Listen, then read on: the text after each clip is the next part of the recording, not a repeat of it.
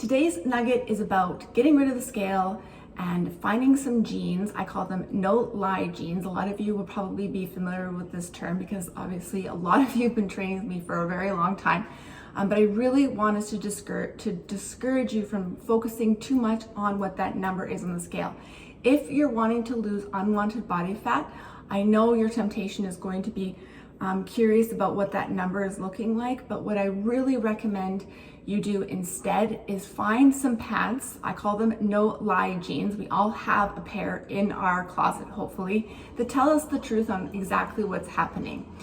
There's no stretch, there's no elastic. Those Lululemon pants are comfortable. We put them on every day just because of that. Most of you probably have more than a couple no-lie pants lying around because you don't have to wear, or you don't get to wear Lulu pants each day like I do. But those no-lie jeans tell me exactly what's going on. I want to tell you a quick story about how passionately and why I feel the way I do about weighing yourself and why you really need to stop doing it. First of all, why do you need to know the number on the scale? What is it telling you? What it's telling you mostly is how much water you're holding, not how much fat you're holding. And the reason why I know this is because when I competed in bodybuilding over 20 years ago, I was on a very, very strict diet. Chicken, fish, rice, potatoes, no dairy, no red meat, no alcohol for 5 straight months. All food was measured. And as I lost the weight, calories would go down and certain types of foods would come out. It was very dramatic, very, very hard. But the number on the scale was something I had to be very fixated on and concentrate on because I had to make a certain weight class. And I had to make that certain weight class in the evening. So I would weigh myself in the morning, but I also had to weigh myself in the evening because that is when the weight mattered for me to get into that weight class. So I'd get up in the morning, go to the washroom, be a certain amount of weight, and then I would eat my 5 very strict, very portioned out meals each day, and my weight in the evening would be 5 to 10 pounds heavier at night.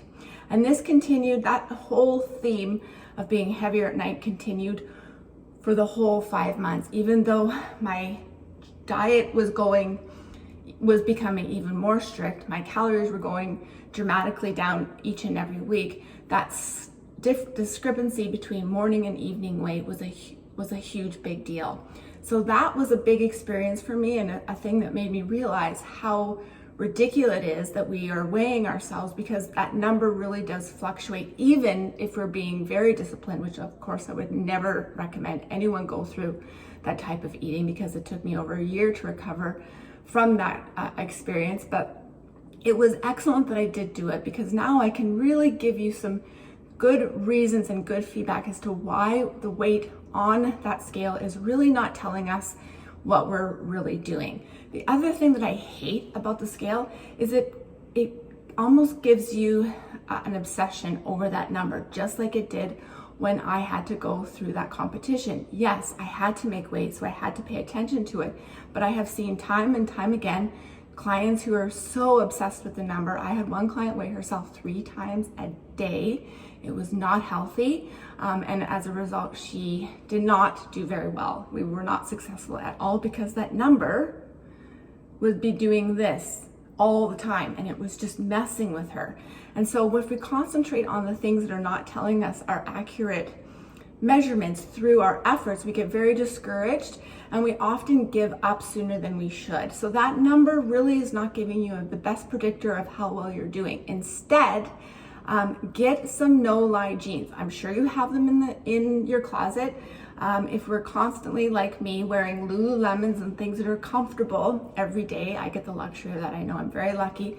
But a lot of you probably put on a pant, there's probably 2 or 3 in your closet that literally will speak to you, right? Getting them up over your hips, maybe doing them up around your waist. That is what's going to be telling you exactly what's going on, not the number on the scale. We're focusing too much on the wrong things. So find some pants that are going to tell you exactly what's going on. And the reason why I talk about this is because Ashley mentioned this on our Facebook page and how her no-lie jeans are finally starting to feel better. And that's the best indicator. The other thing is take pictures. I really encourage you to not look at taking videos of yourself working out or taking selfies in the mirror or progress pictures as something that's a vanity concept or something that is all about what you look like.